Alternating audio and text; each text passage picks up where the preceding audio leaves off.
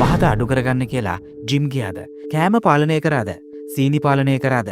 එච්චර දේවල් කරලත් තාමත් හිටපු ගානවද? එහෙමනම් ඒකට හේතුව ඔයාගේ අක්මාව වෙන්න පුළුවන්.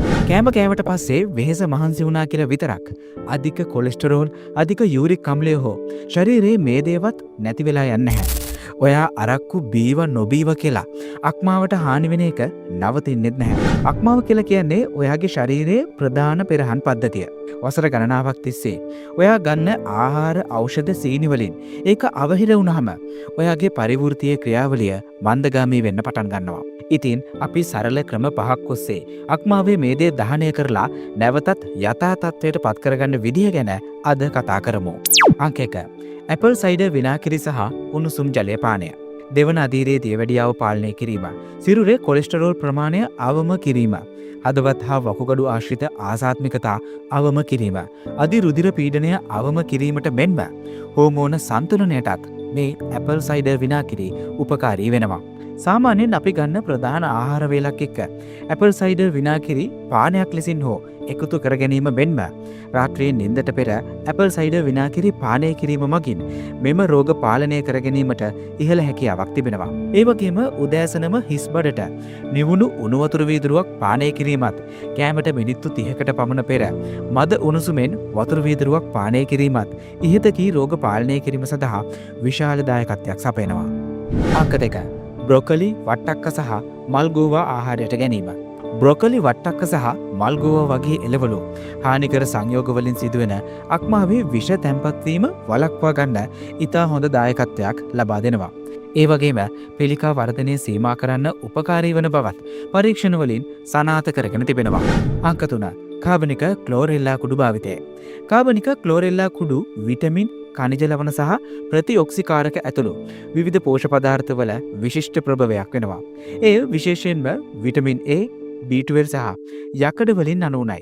එමෙන්ම ක්ලෝරෙල්ලා ශරීරයේ බැර ලෝහ හා විෂ ද්‍රව්‍ය ඉවත් කිරීමටද උපකාරී වෙනවා. වෛද්‍ය උපදෙස් මත ක්ලෝරෙල්ලා ආහාරයට එකතු කර ගැනීමෙන් ඔබේ අක්මාවේ ඇති විෂ ද්‍රව්‍ය මෙන්ම මේදයද දහනය කිරීමට හැකියාව ලැබෙනවා. අංක 4. එළවලු තෙල් භාවිතය වහාම නවත්වන්න. අපගේ ආහාරවල අඩංගු මේදය ප්‍රධාන වශයෙන් කොටස් දෙකකට බෙදෙනවා. ඒ සන්තෘප්ත මේද සහ අසන්තෘප්ත මේදය කියලා. අසන්තෘප්ත මේදය වැඩි වශයෙන් අඩංගු වෙන්නේ සත්ව ආහාර තුලයි. එනම් කිරි ආහාර, බටර්, චීස් වැනි ආහාරවල. අසන්තෘප්ත මේදය වැඩි වශයෙන් අඩංගු වෙන්නේ ශාක මේද තුලයි. එනම් එළවලු තෙල්, ඇතැම් මාළු තෙල් සහ මාගරින් වල මෙම අසන්තෘප්ත මේදය අඩංගු වෙනවා. මෙම අසන්තෘප්ත මේදය සෙන්ට්‍රිගේට් 100 වැනි උෂ්ණත්වයකට රත් කළ විට සන්තෘප්ත මේද බවට පත්වෙනවා. එසේම හයිඩ්‍රජනීකරණයේදී මේවායේ ව්‍යුහය වෙනස් වෙනවා. ඉන්පසු මේවා ට්‍රාන්ස් මේදය බවට පත්වෙනවා. මෙම ට්‍රාන්ස් ෆැට් ශරීරය තුළ පිළිකා ඇති කරවනවා. ඒ විතරක් නෙවෙයි, මෙමගින් දියවැඩියාව, හෘදයාබාධ සහ අක්මා රෝග වැනි රෝගද ඇති කරනවා. මෙම ට්‍රාන්ස් මේදය අඩංගු ආහාර නිසා හෘද රෝග වැළඳීමේ අවදානම 21%කින් හෝ 28%කින් ඉහළ යන බවයි බොහෝ පර්යේෂණ පෙන්වා දෙන්නේ.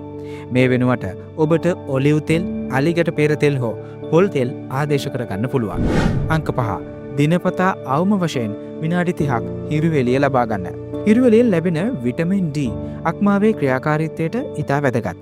ඊට අමතරව ඒ ඔබේ නින්දද වැඩි දියුණු කරනවා. අක්මාව රාත්‍රියේදී වැඩිපුරම ක්‍රියාකාරී වෙන නිසා සුවබර නින්දක් මගින් අක්මාවට සුව පහසු බවක්ද ගෙන දෙනවා. ඉතින් මේත් එක්කම ඔබ මතක තබා ගන්න ඕන දෙයක් තමයි මේ දේවල් වරක් හෝ දෙවරක් කළා කියලා අක්මාවේ මේ දේ හෝ විෂ සම්පූර්ණයෙන්ම ඉවත් වෙලා යන්නේ නැහැ. මේ දේවල් ඔබේ දිනචර්යාවට එකතු කර ගැනීමෙන් පමණයි ඔබේ අක්මාව නැවතත් යථා තත්ත්වයට පත් කරගත හැකි වන්නේ.